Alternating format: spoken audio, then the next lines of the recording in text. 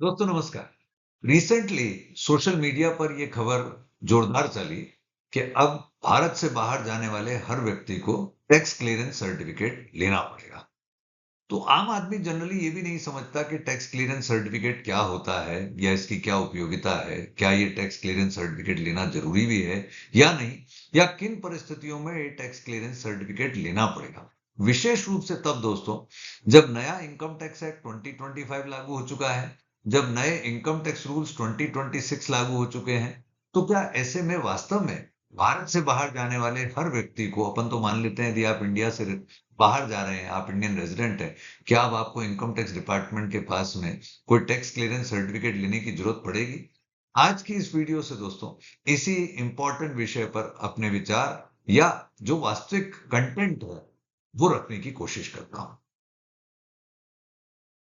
तो दोस्तों ये जो न्यूज चली, इसका एक मेन रीजन है कि नया इनकम टैक्स एक्ट आ गया, तो नए इनकम टैक्स प्रोविजंस भी आ गए। ये नए income tax provisions section 420 of income tax act 2025 के रूप में आए, जिसका टाइटल भी है टैक्स क्लियरेंस सर्टिफिकेट। यानी किसी भी व्यक्ति को यदि टैक्स क्लियरेंस सर्टिफिकेट चाहिए तो उसे नए लॉ की सेक्शन 420 का रेफरेंस लेना पड़ेगा। अब इस सेक्शन 420 में दो सबसेक्शन है जो भारत से बाहर जाने वाले वाले व्यक्ति पर लागू होंगे, और मैं उन्हीं की चर्चा यहां आपके साथ करूंगा। कि पहला सबसेक्शन 3 ऑफ सेक्शन 420 व्यवस्था करता है, subject to such exceptions as central government may by notification specify in this way. तो ठीक है, अगर कोई एक्सेप्शन भारत सरकार आने वाले समय में कोई लेकर के आती है, अपवाद लेकर के आती है, तो उन एक्सेप्शन के सब्जेक्ट टू होकर के एवरी पर्सन, अब एवरी पर्सन में तो सभी व्यक्ति आ गए, आप मैं सब यहाँ कवर्ड हैं, चाहे हमारा पैन हो या नहीं हो। Every person who is domiciled in India, यानी जो इंडिया में रहता eight the time of his departure from India, वो व्यक्ति इंडिया से बाहर जाते समय, इंडिया को छोड़ते समय shall furnish, shall is very important term दोस्तों, कि उसको ऐसा करना ही पड़ेगा। क्या फर्निश करना है? The permanent account number allotted to him under section 262, the purpose of his visit outside India, कि वो व्यक्ति इंडिया से बाहर क्यों जा रहा है, and the estimated period of his stay outside India to the income tax authority or such other authority in such form as may be prescribed। as may be prescribed का मतलब है इस संदर्भ में भारत सरकार कोई फॉर्म बनाएगी और उन फॉर्म में आपको ये डिक्लेरेशन देना पड़ेगा, क्या? पैन नंबर का, कि मेरा पैन नंबर क्या है, आप भारत से बाहर क्यों जा रहे हैं, और आपका estimated period of stay outside India कितना रहेगा। अभी इस पर एक डिटेल चर्चा मुझे आपसे करनी है। यहाँ एक बैकग्राउंड बना रहा हूं कि सेक्शन 420 जो नए एक्ट इनकम टैक्स एक्ट 2025 का है, वो व्यवस्था क्या करता है।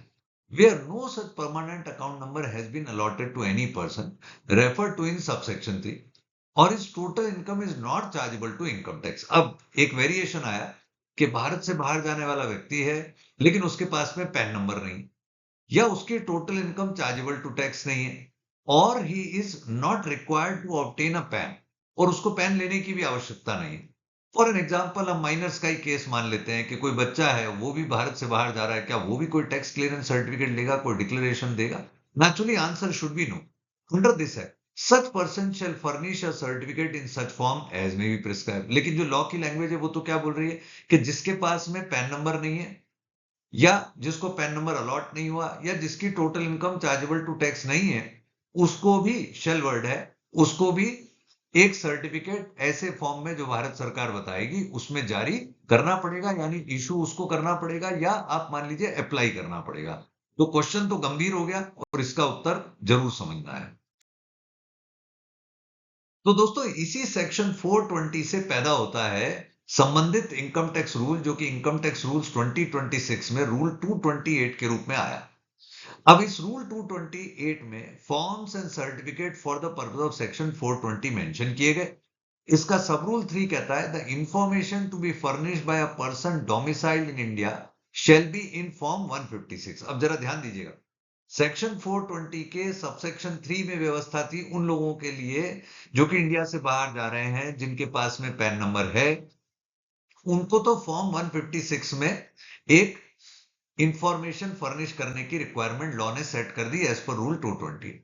And every application under section 420 subsection 4 shall be made in form number 157। अब वो व्यक्ति जिनके पास में पैन नहीं है या जिन्हें पैन की लेने की आवश्यकता नहीं है या जिनकी total income below basic exemption limit है, उन्हें फॉर्म 157 भरना पड़ेगा।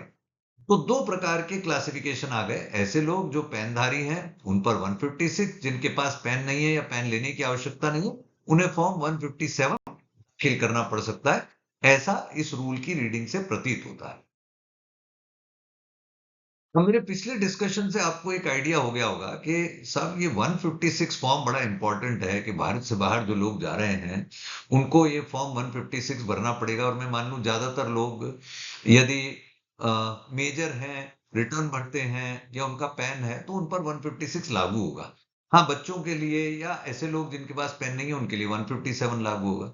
एक मजेदार बात आपको बताता हूं कि 2024 में अनुमानतः इंडिया से लगभग 4-4.5 करोड़ लोग इंडिया से बाहर गए होंगे। अब इसमें घूमने के लिए भी जाने वाले लोग शामिल हैं, इसमें काम की वजह से, बिजनेस की वजह से, सैलरी की वजह से, यानी एम्प्लॉयमेंट की वजह से जाने वाले लोग भी शामिल। 2026 में चल रहे हैं, हालांकि ग्लोबल टर्मोइल है, पर मुझे लगता है 4 करोड़ लोग इस साल भी, हो सकता है ऐसा कोई नंबर तो अचीव हो।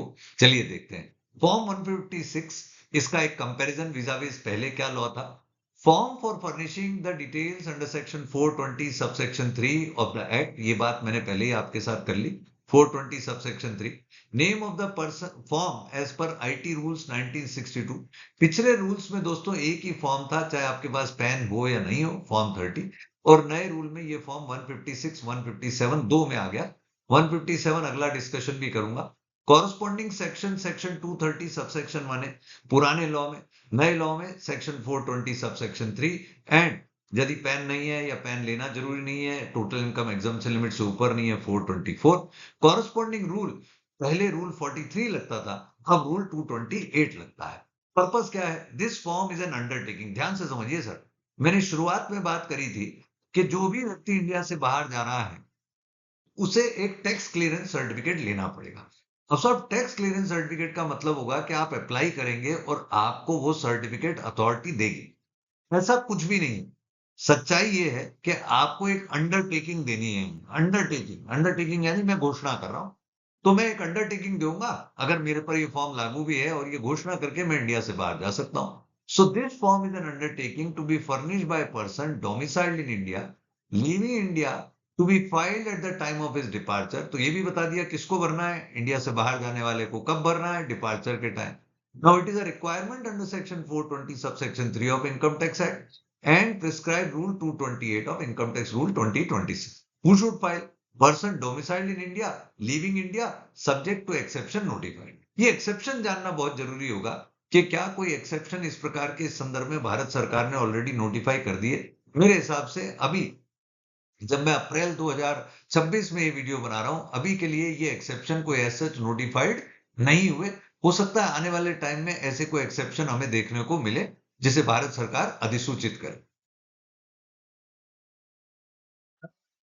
तो दोस्तों, ब्रीफ नोट ऑन ब्रॉड और क्वालिटेटिव चेंजेस प्रपोज के जो नया फॉर्म 156 आया है, इसमें क्या qualitative changes as compare to previous regime, previous law आ रहा है।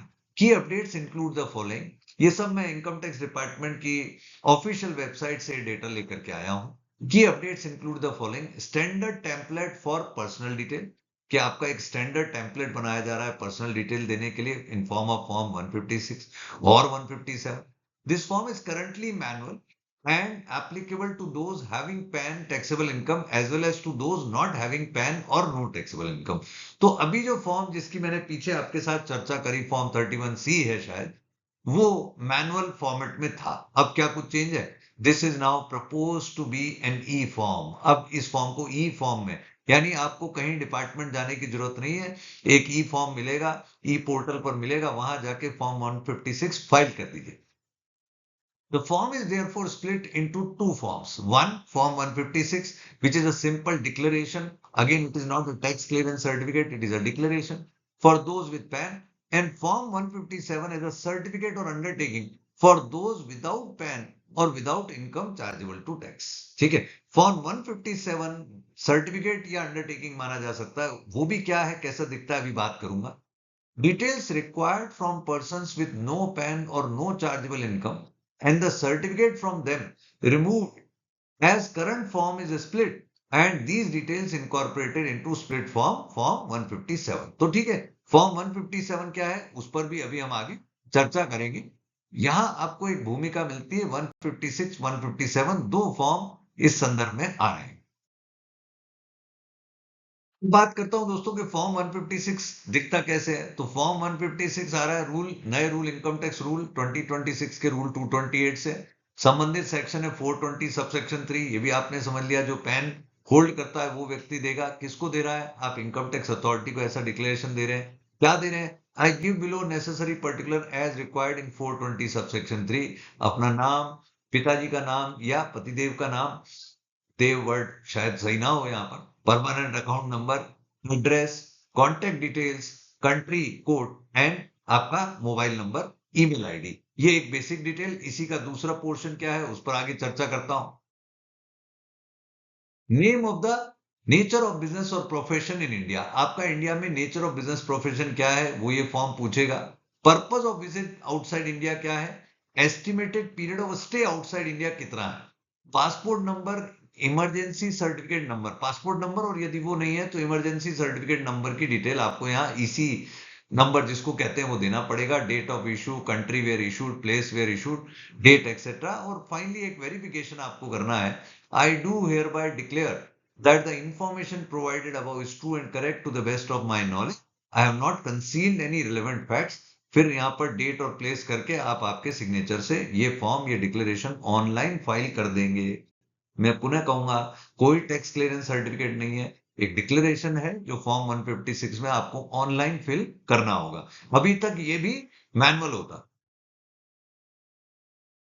चर्चा करता हूं फॉर्म 157 पर, विच इज एप्लीकेबल जब आपके पास पेन नहीं है, आप पेन लेने के लिए लाइबल नहीं है, या आपकी total income below exemption limit है। So form 157 is form for furnishing the certificate under section 424 of income tax act read with rule 228 of income tax rule 2026। what is form 157? आपको ये भी जान करके रुचि डेवलप होगी कि ये गाइडेंस नोट काइंड ऑफ इन्हीं फॉर्म के साथ भारत सरकार ने इशू किए हैं। ये एक अच्छा प्रयास है।